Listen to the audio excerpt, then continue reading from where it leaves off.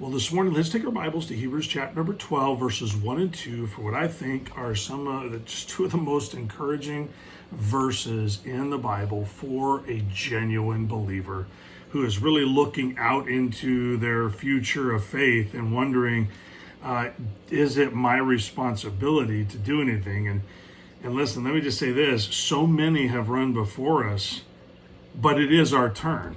And I think that authentic believers have entered into, like I said, a relay race that requires us to hand off our work to the next runner. So we have to do a good work. We have to do something worthy of being handed off. And it's because it's our turn.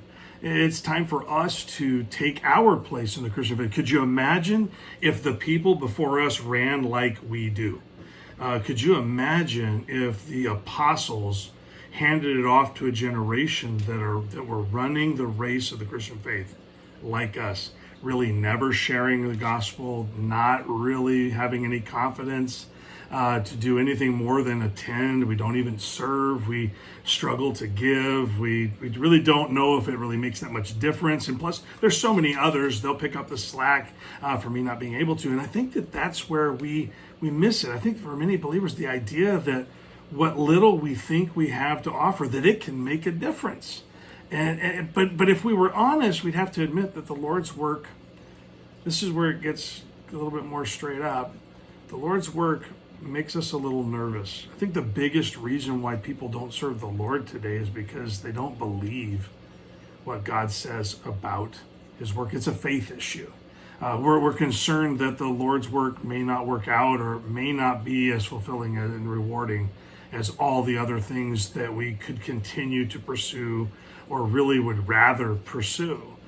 But these two verses in Hebrews 12 are given to help us choose to serve the Lord with a great deal of confidence. And just listen to them as I read them to you. Verses 1 and 2, they say this. They say, "Wherefore, seeing we also are compassed about with so great a cloud of witnesses, let us lay aside every weight and the sin which doth so easily beset us, and let us run with patience the race that is set before us, looking unto Jesus, the author and the finisher of our faith, who for the joy that was set before him endured the cross, despising the shame, and is set down at the right hand of the throne of God." Not only do we have other believers that have run before us, Jesus himself ran the first leg of the Christian faith. I think that a lot of times people are concerned that things won't be as enjoyable as what everybody else is doing. So when we listen to these verses, it tells us ahead of time that there are so many people that have traveled the same road we're facing right now, and they did so with a great deal of joy, a great deal of passion, and a great deal of confidence that God was doing something through them. Even if they didn't get to see all of it, they got to see some of it. Listen, we need to let go of the things that are hindering us. It's different for each of us. Some of it's a financial concern. Some of it's fulfillment concerns. Some of it is fears, just straight up fears. I'm afraid to trust the Lord. I'm afraid to go a different path than everybody else in my family or everyone else in my friend group. I'm afraid to be faithfully serving the Lord instead of faithfully chasing all of the other things that everyone else is chasing. Something that I notice is families fill their calendars. They just pack them full. They can hardly be at studies. They can hardly go to church.